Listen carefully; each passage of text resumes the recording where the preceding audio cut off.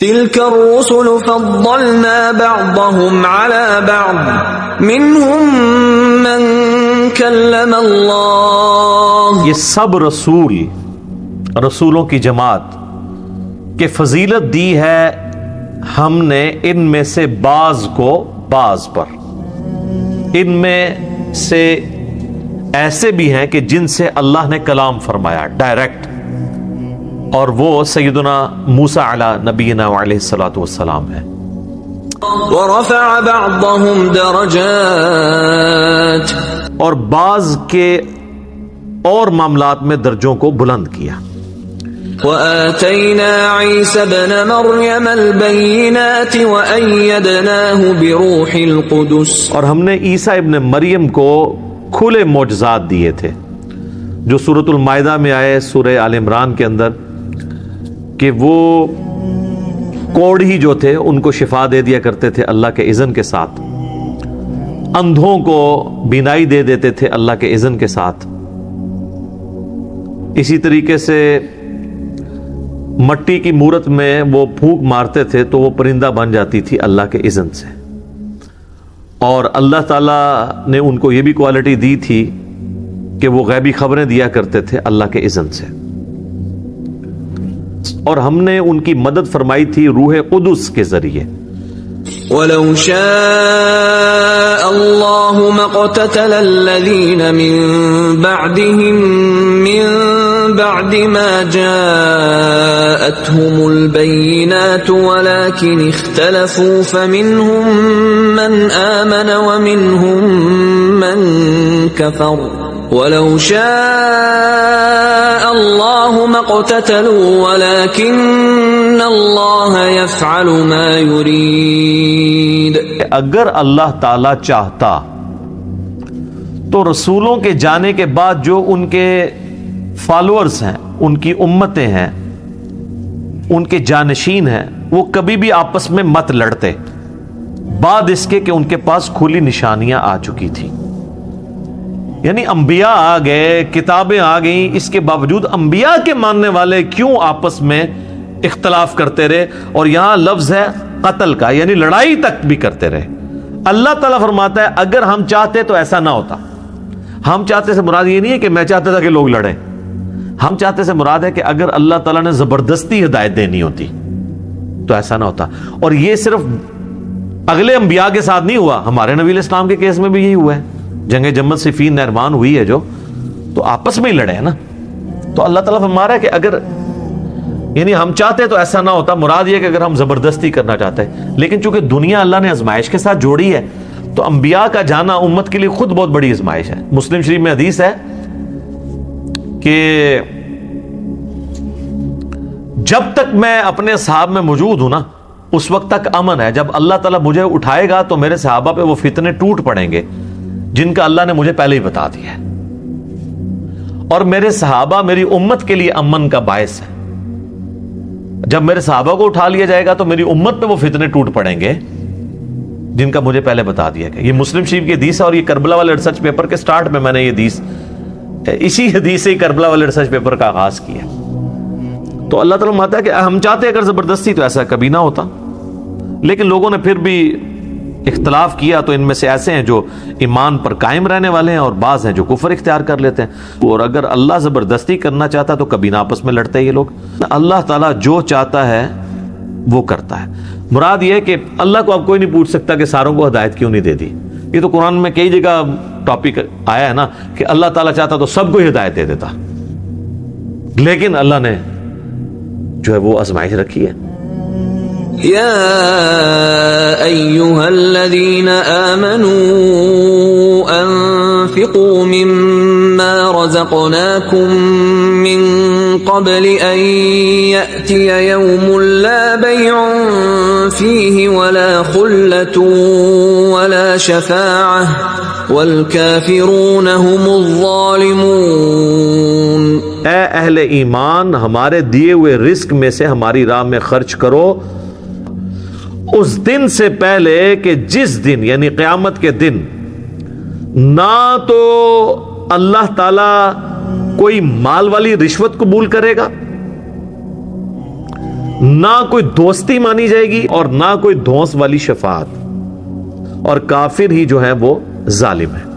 تو اس آیت کے اندر کیٹاگوریکل ڈینائی ہوا کہ قیامت والے دن، یعنی یہ دنیا کے معاملے ہیں نا کہ آپ رشوت دے کے چھوٹ جائیں، آپ سفارش کے ذریعے چھوٹ جائیں اور آپ دوستی کے ذریعے چھوٹ جائیں، آخرت میں کوئی اس طرح کی چیز نہیں ہوگی۔ بلکہ قرآن میں کئی جگہ مضمون آئے گا کہ اگر زمین بھی پوری کوئی دولت کی بھر کے اللہ تعالیٰ کو دے دینا اس کے مثل اور بھی، تب بھی اللہ تعالیٰ قبول نہیں کرے گا کوئی رشوت۔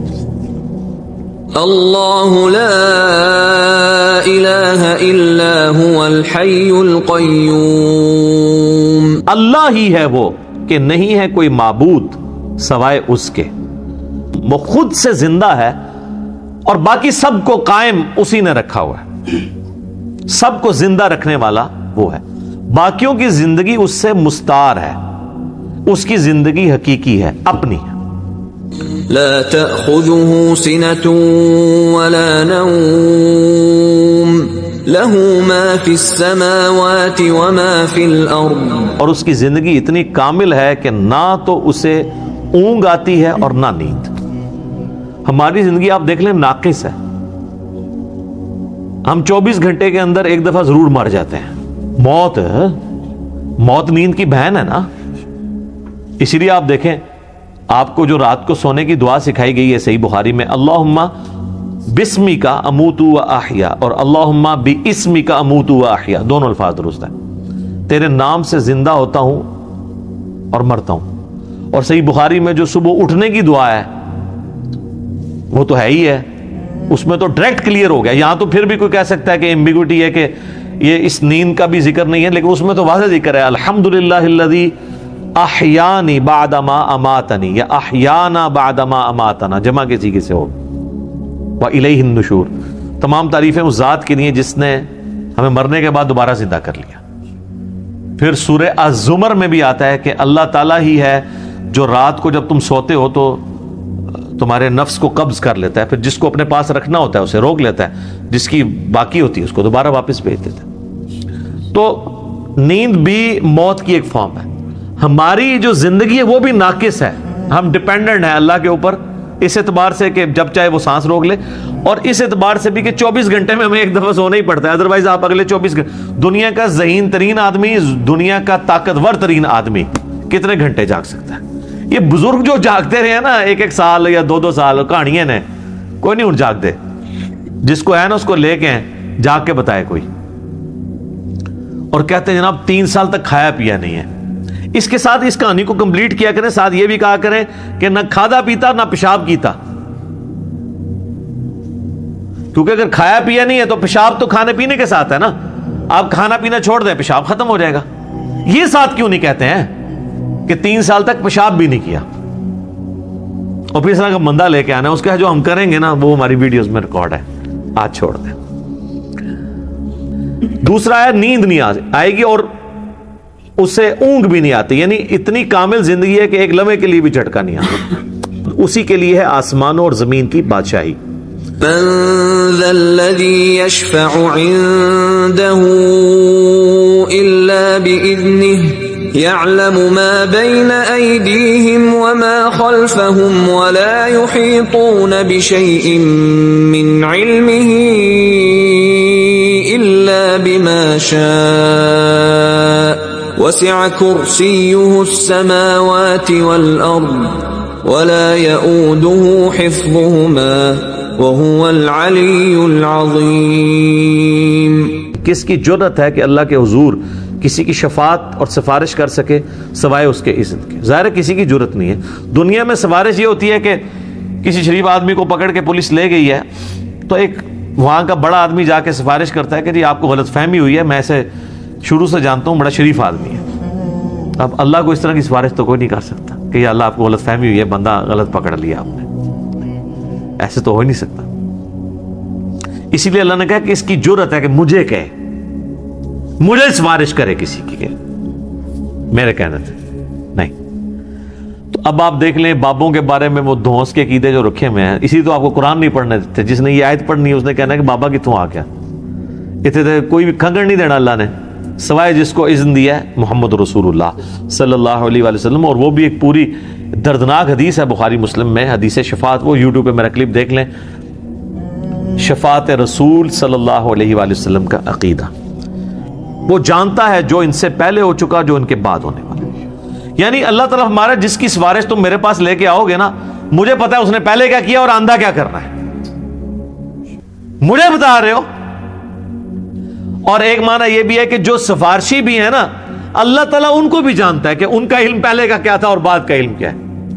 اللہ تعالیٰ نے ہر ایک کو اپنے علم سے گھیرا ہوا ہے، اللہ کے علم کو کوئی نہیں گھیر سکتا سوائے اللہ تعالیٰ جس کے لیے چاہے تو اس کے اوپر کوئی علم آشکار کر لے۔